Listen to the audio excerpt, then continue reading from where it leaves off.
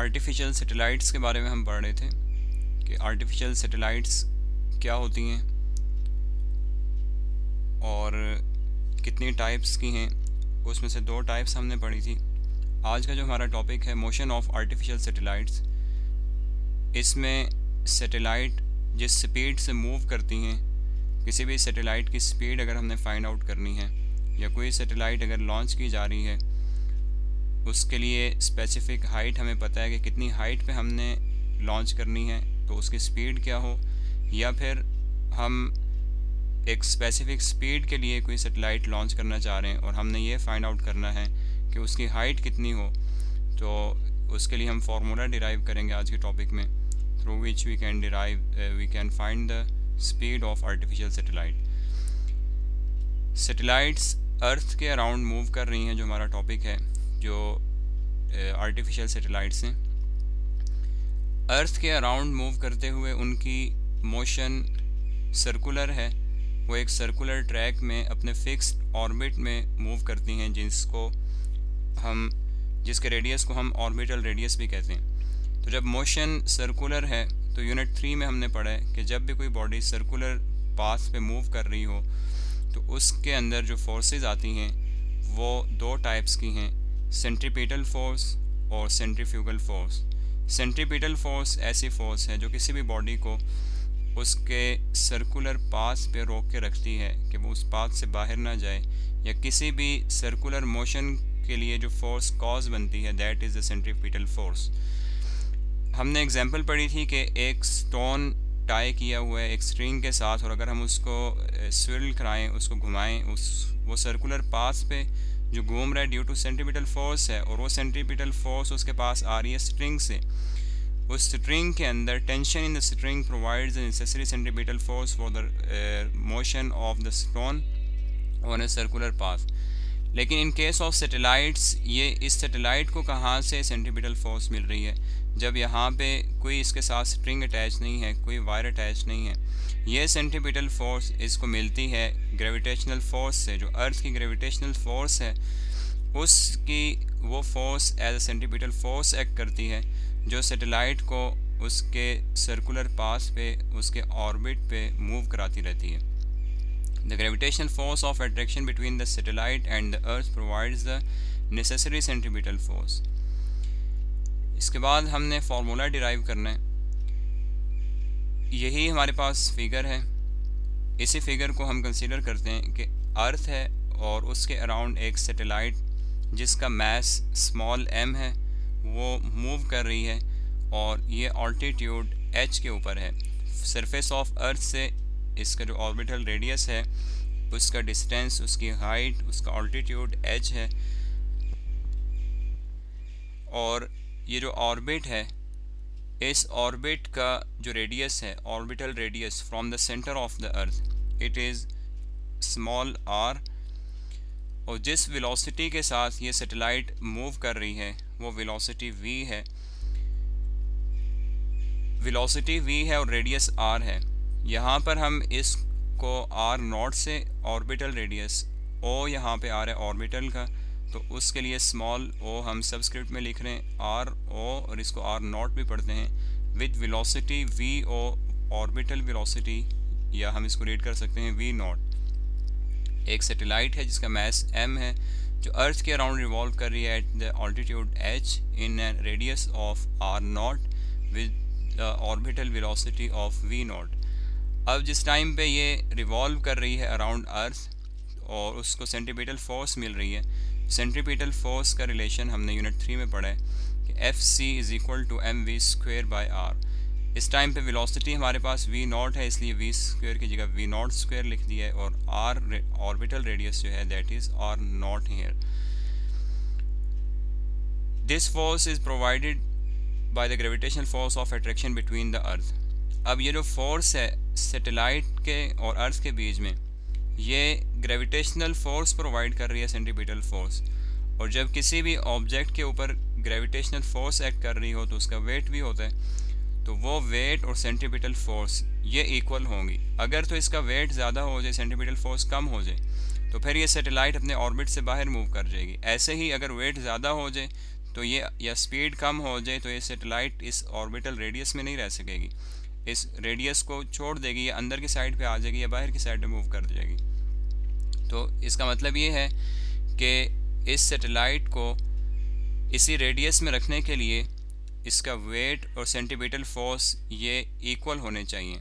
जब तक ये दोनों चीज़ें इक्वल रहेंगी उस वक्त तक ये सैटेलाइट अपने रेडियस में अपनी फिक्स स्पीड के साथ अपनी इसे ऑल्टीट्यूड के ऊपर मूव करती रहेगी। So the centimetre force will be equal to the weight of the satellite. यहाँ पर हम उस वेट को रिप्रेजेंट कर रहे हैं डब्ल्यू डैश से, which is equal to as weight is equal to mg। mgh यहाँ पे क्यों लिखा है? क्योंकि ये gravitational acceleration at the altitude h है। जैसे हमने फार्मूला पीछे पढ़ा था इसी टॉपिक में कि किसी भी ऑल्टीट्यूड के ऊपर हमने अगर ग्रेविटेशनल एक्सिलरेशन फाइंड आउट करना है तो उसके लिए फार्मूला हमारे पास जी एच है। G H is equal to G M E और R plus H whole square. जब ये सैटेलाइट सरफेस ऑफ अर्थ पे नहीं है, किसी ऑल्टीट्यूड पे है, तो इसके लिए जो ग्रेविटेशनल एक्सिलरेशन है वो भी हम जी एच ही यूज़ करेंगे। So F C will be equal to M G H. इसी को हम सॉल्व कर लेते हैं बोर्ड पे। ये सैटेलाइट है जिसका मैस स्मॉल m है, वो रिवॉल्व कर रही है eight the altitude h from the surface of the earth in the orbit of orbital radius r। और इस सैटेलाइट के और अर्थ के दरमियान में जो फोर्स है this is the centripetal force Fc, और ये Fc इसके वेट के इक्वल है। हमने सबसे पहले ये फार्मूला डिस्कस किया है कि as centripetal force is equal to mv square over r। इस सैटेलाइट की वेलोसिटी अगर ये इस डायरेक्शन में मूव कर रही है तो v नॉट हमने कहा है और ये रेडियस r नॉट है, therefore mv not square divided by r not. Centimetre force जब तक वेट के इक्वल होगी तो ये सैटेलाइट इसी ऑर्बिट में रिवॉल्व करती रहेगी। सैटेलाइट का जो वेट है हम उसको w डैश से रिप्रेजेंट कर रहे हैं which is equal to mg, और किसी भी ऑल्टीट्यूड पे जो वैल्यू ऑफ g होगी इस सैटेलाइट का जो वेट होगा it will be equal to mgh। तो हम इन दो इक्वेशंस को इक्वेट करके fc को रिप्लेस कर सकते हैं। mgh will be equal to mv not square divided by r not. Equation के लेफ्ट साइड पे भी हमारे पास मास ऑफ सैटेलाइट है और राइट साइड पे भी मास ऑफ सैटेलाइट है, so both will be cancel out. Therefore gh will be equal to v naught square divided by r naught। हमने सैटेलाइट की वेलोसिटी फाइंड आउट करनी है तो इसी इक्वेशन को रीअरेंज करके हम लिख सकते हैं v not square is equal to gh r not, और ये वेलोसिटी का स्क्वायर है। स्क्वायर ख़त्म करने के लिए हम स्क्वायर रूट ले लेते हैं दोनों साइड पे, then we will get v not will be equal to square root of gh gravitational acceleration at the altitude h and the orbital radius r not. ये हमारे पास फार्मूला है कि अगर हमें किसी सैटेलाइट का ऑर्बिटल रेडियस पता है और उस पॉइंट पे हमें ग्रेविटेशनल एक्सिलरेशन की वैल्यू पता है तो हम speed of satellite find out कर सकते हैं। अगर इस फिगर को हम देखें तो यहाँ पे r नॉट ये इक्वल है radius of earth plus the altitude, so we can write it as r not is equal to r plus h। इसी इक्वेशन को हम रिप्लेस कर सकते हैं, r नॉट को लिख सकते हैं r plus h, therefore v not will be equal to gh times r capital R radius of earth plus the altitude whole under the root। इसी फॉर्मूले की दूसरी शेप ये बन जाती है कि अगर हमें ऑर्बिटल रेडियस नहीं पता, सिर्फ ऑल्टीट्यूड पता है, तो हमें रेडियस ऑफ अर्थ नॉन है, ये कांस्टेंट वैल्यू है, that is 6.4 exponent 6 metre. Radius of earth पता है हमें ऑलरेडी ऑल्टीट्यूड अगर हमें पता हो तो हम ग्रेविटेशनल एक्सीलरेशन उस पॉइंट पे फाइंड आउट करके वी नॉट फाइंड आउट कर सकते हैं कि 1000 किलोमीटर की अगर ऑल्टीट्यूड, सिर्फ इतनी चीज़ हमें पता है, अगर हमें सिर्फ ये पता है कि कोई सैटेलाइट एक 1000 किलोमीटर के ऑल्टीट्यूड पे रिवॉल्व कर रही है, तो हम उससे वी नॉट फाइंड आउट कर सकते हैं कि उसकी वेलोसिटी कितनी होगी। या फिर हम ये देखना चाहते हैं कि एक सैटेलाइट को हमने 1000 किलोमीटर के और ऑल्टीट्यूड पर लॉन्च करना है, तो हमें उस सैटेलाइट की स्पीड कितनी रखनी होगी। तो इस फार्मूले में हमें एच भी पता चल गया, रेडियस ऑफ अर्थ ऑलरेडी हमें पता है, जी एच हम फाइंड आउट कर लेंगे जो हमने फार्मूला पढ़ा है as ji H is equal to G M E over R plus H. Mass gravitational constant, इसकी वैल्यू भी नॉन है 6.673 exponent -11। Mass of Earth is 6 exponent 24 kg, radius of Earth is 6.0 exponent 6 metre और altitude यहाँ पे 10,000 kilometre है, it means 10,000 exponent 3 metre. इस फार्मूले को यूज़ करते हुए हम GH फाइंड आउट कर लेंगे, रेडियस ऑफ अर्थ भी पता है, ऑल्टीट्यूड भी पता है, हम वेलोसिटी फाइंड आउट कर लेंगे कि जो सैटेलाइट हम लॉन्च करने लगें उसकी इतनी वेलोसिटी रखेंगे तो ये इस ऑल्टीट्यूड के ऊपर, इस ऑल्टीट्यूड के जो ऑर्बिट है वहाँ पे उसमें रिवॉल्व करती रहेगी। एक अप्रोक्सीमेशन बुक में लिखी हुई है कि हम ये देखना चाहते हैं कि अगर कोई सैटेलाइट है जो बिल्कुल सरफेस ऑफ अर्थ के ऊपर रिवॉल्व कर रही है तो उसकी स्पीड कितनी होगी। उसका मतलब क्या है कि r प्लस एच यहाँ पर नियरली इक्वल हो जाएगा रेडियस ऑफ अर्थ के। अगर कोई ऐसी सेटेलाइट है कि वो उसका रेडियस, ये जो ऑल्टीट्यूड है ये कम होते होते वो सरफेस ऑफ अर्थ पे अगर कोई सेटेलाइट हमने रखी हुई है, यानी कि हमारे पास हाइट नहीं है, उसका ऑल्टीट्यूड कोई नहीं है, तो r प्लस एच ये हमारे सिंपल r के इक्वल होगा। तो अगर हम इसी फार्मूले में, ये जो वी नॉट का फार्मूला है, इसी में r प्लस एच की जगह r पुट कर दें, we will get V naught is equal to ji H R. Simple अगर हम जो वैल्यू ऑफ g है on the surface of earth that is 10 metre per second square, radius of earth is 6.0 exponent 6.4 exponent 6 metre. ये values अगर हम यहाँ पे put करें we will get 10 multiply by 6.4 exponent 6 metre square root, we will get 8000 metre per second. इसका मतलब ये है कि किसी भी सैटेलाइट की जो मिनिमम वेलोसिटी हो सकती है वो 8000 मीटर पर सेकेंड होगी, तो वो सरफेस ऑफ अर्थ के ऊपर रिवॉल्व करेगी। हालांकि ऐसा पॉसिबल नहीं है कि हम सरफेस ऑफ अर्थ के ऊपर कोई सैटेलाइट रिवॉल्व करा दें, हमें किसी ना किसी हाइट के ऊपर जाना है।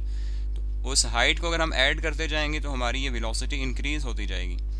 सो a satellite revolving around very close to the earth has speed nearly equal to 8000 metre per second, या फिर हम इसको लिख सकते हैं 8 किलोमीटर पर सेकेंड। और इसी 8 किलोमीटर पर सेकेंड को अगर हम किलोमीटर पर आवर में कन्वर्ट करें we will get 29,000 kilometre per hour. ये MCQ का पार्ट है कि कोई भी सैटेलाइट अगर वो very close to earth revolve कर रही है तो उसकी वेलोसिटी कितनी होगी, वो हम इस फार्मूले के थ्रू फाइंड आउट कर सकते हैं just by putting the value of radius of the earth. Text book में भी यही डिस्कशन है। सेंटीमीटर फोर्स की वैल्यू पुट की, सेंटीमीटर फोर्स का फार्मूला, वेट, उन दोनों को इक्वेट कर दिया, we get the final form V naught is equal to GH into R plus H. An approximation can be made for a satellite revolving close to the earth such as R is very greater than H. या फिर हम simple words में इसको ये कह सकते हैं कि R plus H is equal to R, यहाँ पे H 0 पुट कर दें, we get only R. Therefore GH will be equal to G, वो ऑल्टीट्यूड कोई नहीं है, ज़ीरो है। ज़ीरो ऑल्टीट्यूड पे वैल्यू ऑफ जी वही है जो सरफेस ऑफ अर्थ पे होती है, that is 10 metre per second square. Therefore V not will be equal to square root of G R. ये वैल्यूज़ हमने पुट की हैं तो हमारे पास आंसर आया था 8000 मीटर पर सेकंड या फिर 89,000 किलोमीटर पर आवर। एमसीक्यू का भी पार्ट है, यूनिट चेंज कर दिए जाते हैं, वैल्यूज़ चेंज कर दी जाती हैं। जैसे हमने यहाँ पे पढ़ा था 42300 किलोमीटर पर आवर, यहाँ पे यूनिट लगा के ये वैल्यूज़ यहाँ पे दी जा सकती है कंफ्यूज करने के लिए। तो हम इजीली फाइंड आउट कर सकते हैं अगर हमें फार्मूला पता हो, क्योंकि यहाँ पे सिर्फ कांस्टेंट वैल्यूज़ पुट की जा रही हैं। या फिर एक शॉर्ट फॉर्म में क्वेश्चन पूछा जा सकता है, what should be the orbital speed for a satellite revolving very close to earth. उसके लिए हमें फार्मूला लिखेंगे, अप्रॉक्सीमेशन लिखेंगे, वैल्यूज़ पुट करेंगे जैसे अभी मैंने बोर्ड पे पुट करके आपको दिखाई हैं, और हम इस आंसर पे पहुंच जाएंगे। राइट साइड पे ब्लॉक है एक, उसमें मून का ऑल्टीट्यूड दिया हुआ है। Moon is nearly 380,000 kilometer away from the earth. It means the altitude of moon is 380,000 kilometer. It completes its one revolution around the earth in 27.3 days. इसका altitude भी MCQ का पार्ट है। One revolution कितने time में complete करता है moon? 27.3 days में। और इसका यूनिट चेंज करके भी ये एक दफ़ा बोर्ड एग्ज़ाम में क्वेश्चन आ चुका है कि डेज़ को आवर्स में कन्वर्ट कर दिए। अगर हमें डेज़ पता है तो हम इजीली उसको आवर्स में कन्वर्ट कर सकते हैं just by multiplying it with 24। Minutes में आ सकता है, कोई भी यूनिट आ सकता है। तो वैल्यूज़ विद यूनिट अगर ये सही आपको याद हो तो आप इजीली कन्वर्जन कर सकते हैं यूनिट्स की। So that's all about the motion of artificial satellites, कि कोई भी सैटेलाइट अगर हम एक ऑल्टीट्यूड h के ऊपर लॉन्च करना चाह रहे हैं तो उसकी स्पीड क्या हो वो हम इस फार्मूले से फाइंड आउट कर सकते हैं, that is v not is equal to ji H into are plus H. We have exercise question number 16 on what factors the orbital speed of a satellite depend. किन फैक्टर्स पे orbital speed depend करती है? अगर हमें formula पता है तो हम इजीली बता सकते हैं कि किन फैक्टर पे डिपेंड करती है। इसका आंसर ये होगा, as we know v not orbital speed is equal to ji H into are plus H. As we know that v naught is equal to this, using this formula, this orbital speed of a satellite depends on the radius of the earth, the altitude of the satellite from the surface of the earth, and the value of gravitational acceleration at that altitude. इन तीन चीज़ों पे orbital speed depend करती है।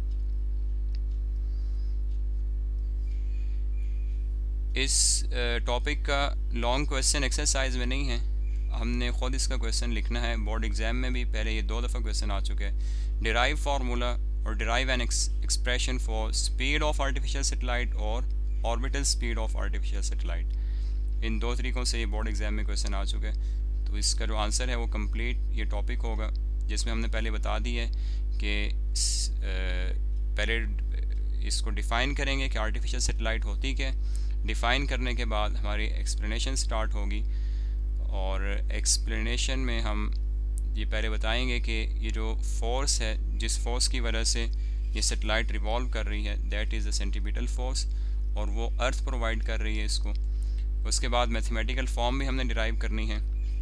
इसको explain करने के लिए हमारी फिगर ये इस टॉपिक की आएगी, जिसमें हम रेडियस ऑफ अर्थ भी शो करेंगे, ऑर्बिटल रेडियस भी, ऑल्टीट्यूड भी, यहाँ पे मैथ शो करेंगे जैसे भी मैंने बोर्ड पे आपको मेंशन करके दिखाई हैं क्वांटिटीज़, और यहाँ पे टॉपिक के एंड तक हमारा इसका कंप्लीट आंसर होगा।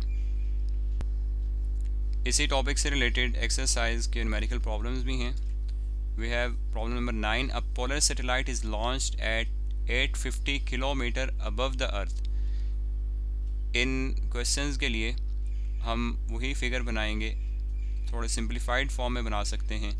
इसको हम अर्थ रिप्रेजेंट कर देते हैं और इसके अराउंड एक ऑर्बिट शो कर दें, और उसमें एक सैटेलाइट बना के दिखा दें कि दिस इज़ द सैटेलाइट,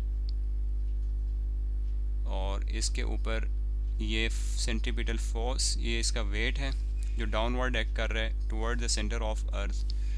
जितनी भी फोर्सेस या मैस हमने शो किया उसमें इस फिगर के ऊपर हम दिखा सकते हैं, और गिवन डेटा हम लिखेंगे, यहाँ पे हम ऑल्टीट्यूड भी दिखाएंगे। h is equal to 850 kilometre. Find its orbital speed. Just हमें ऑल्टीट्यूड गिवन है और हमने फाइंड आउट करनी है orbital speed. We have to find v naught, as we know that v naught is equal to gh times r plus h whole square root. और हमें यह भी पता है जी एच गिवन नहीं है, लेकिन ऑल्टीट्यूड हमें पता है वहाँ पे जी एच की वैल्यू 10 नहीं होगी, डिफरेंट होगी। So first we find the value of gravitational acceleration at this altitude using the relation G M E over r plus h, we will get 6.673। आप पूरी हेडिंग्स के साथ लिखेंगे, जैसे हम 5 हेडिंग्स यूज़ कर रहे हैं न्यूमेरिकल प्रॉब्लम्स के लिए। टाइम शॉर्ट होने की वजह से मैं इसको एक ही स्टेप में सॉल्व कर रहा हूँ। 6.673 exponent minus 11 multiply by 6 exponent 24 kg divided by r plus h। radius of earth is 6.4 exponent 6 meter and the altitude given is 850 exponent 3 meter।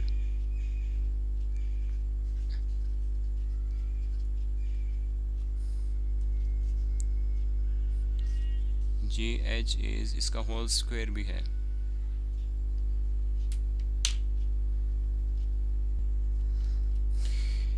In values को कैलकुलेट करें, यहाँ पे होल स्क्वायर भी लें, we will get g H is equal to 7.617 metre per second square.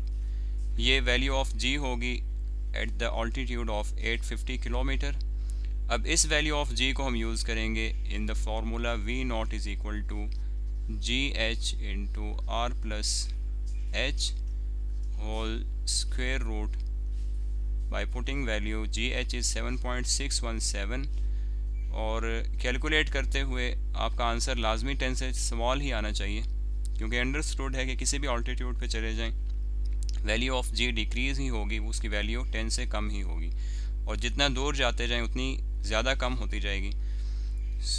Here it is 7.617, radius of earth is 6.4 exponent 6 plus altitude is 850 exponent 3 whole square root v naught is equal to, we get 7431.3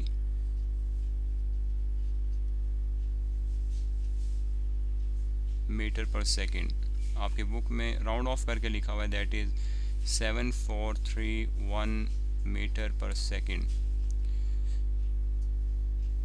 so a satellite launched at the altitude of 850 kilometer must have the orbital speed of 7431 meter per second. Problem number 10, a communication satellite is launched at 420,000 kilometer above earth। अगर हमें ये height altitude given ना हो तो हमने side information में इसकी जो हाइट पड़ी थी, ऑल्टीट्यूड पड़ा था, दैट वाज 42300, तो हम उसको यूज़ करेंगे। लेकिन यहाँ पे हमें गिवन है कि उसका ऑल्टीट्यूड कितना है, हम उसी वैल्यू को यूज़ करेंगे।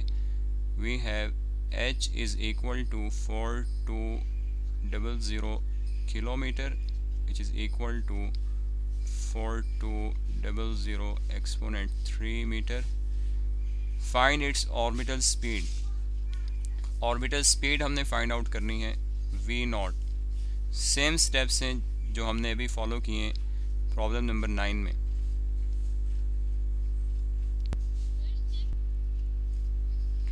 प्रॉब्लम नंबर 10 आप लोग खुद सॉल्व करेंगे इन्हीं स्टेप्स पे।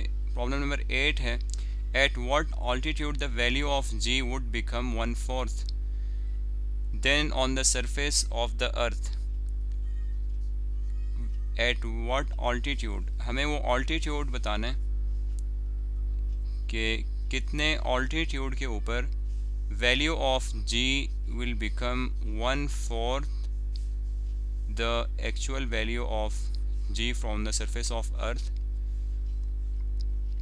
इसके लिए हमारे पास एक ही फार्मूला है, as ji h is equal to G M E over R plus H whole square. जो चीज़ हमें गिवन है that is g h is equal to 1/4g। It means कि हम यहाँ पे लिख सकते हैं 1/4g is equal to G M E over R plus H whole square. और हमने ये h की वैल्यू बतानी है कि ये वैल्यू कितनी होगी। इसी को सॉल्व अगर करें तो वैल्यू ऑफ g हमें पता है कि सरफेस ऑफ अर्थ पे 10 है, it will be 10 divided by 4 and it is equal to, यहाँ पे हम वैल्यूज़ पुट करें 6.673 exponent -11, mass of earth is 6 exponent 24 divided by r plus h। r is 6.4 exponent 6 और h हमने फाइंड आउट करना है। h को हम एज इट इज़ लिख देते हैं। 10 divided by 4 is 2.5 एंड इसको हम मल्टीप्लाई करा दें, क्रॉस मल्टीप्लाई कराएं, we will get 6.4 exponent 6 plus h whole square is equal to 6.673। इससे एक इजी स्टेप है कि हम वैल्यूज़ एंड पे पुट कर दें और पहले फार्मूले को सॉल्व कर लें। चलिए अभी इसको ऐसे ही लिखते हैं 6 एक्सपोनेंट 24। इस फार्मूले को हम सिंप्लीफाई करके वो हमारे लिए ज़्यादा इजी रहेगा। इस स्टेप को अगर आप फॉलो कर लें 1/4g, इट मीन्स g इस साइड की वैल्यू हम पुट करें, we will get 2.5 on the left side, r plus h whole square is equal to G M E. हमने h फाइंड आउट करना है तो दोनों साइड पे हम स्क्वायर रूट लें और इसको दूसरी साइड पे जाके डिवाइड कर दें, we will get r plus h whole square is equal to G M E divided by 2.5, square root ले लें, we will get r plus h is equal to G M E divided by 2.5 square root. और इसी को further हम simplify करें to find out h will be equal to G M E divided by 2.5 square root of this minus r। Value of capital G put करें, capital M-E put करें, value of capital R put करें, we will get the answer h will be nearly equal to 6.4 exponent 6 metre. हमारे पास answer तकरीबन इसके around आएगा। तो इसका मतलब ये है ये वैल्यू रेडियस ऑफ अर्थ के इक्वल है। So h is nearly equal to radius of earth at 1 earth radius. एक अर्थ के रेडियस के बराबर अगर कोई सैटेलाइट लॉन्च की जाए, या फिर जो क्वेश्चन था at what altitude the value of g would become 1/4। At 1 earth radius the value of g will become 1/4 then on the surface of the earth. ये जो हमारा रेडियस है अगर ये 1 अर्थ रेडियस के इक्वल हो जाए तो वैल्यू ऑफ g 1/4 हो जाएगी, 4 टाइम्स कम हो जाएगी।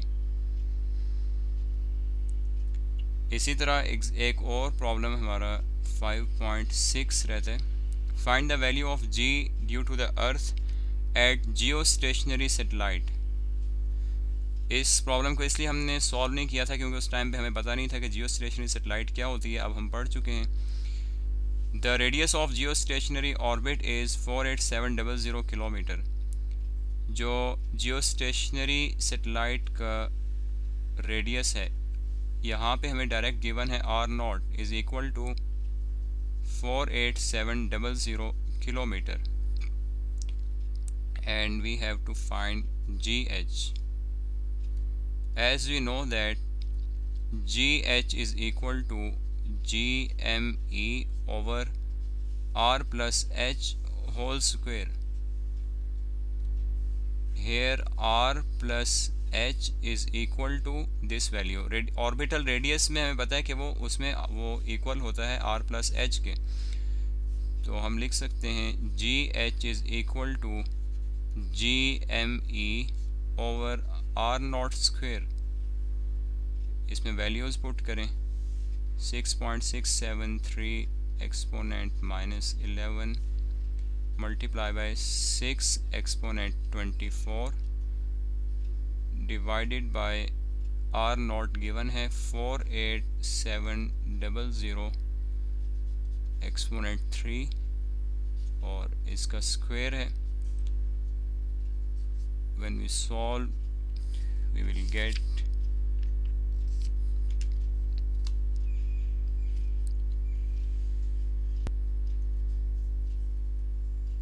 0.1688 मीटर पर सेकंड स्क्वायर। अगर हम इसको राउंड ऑफ करें तो it will B 0.17 metre per second square.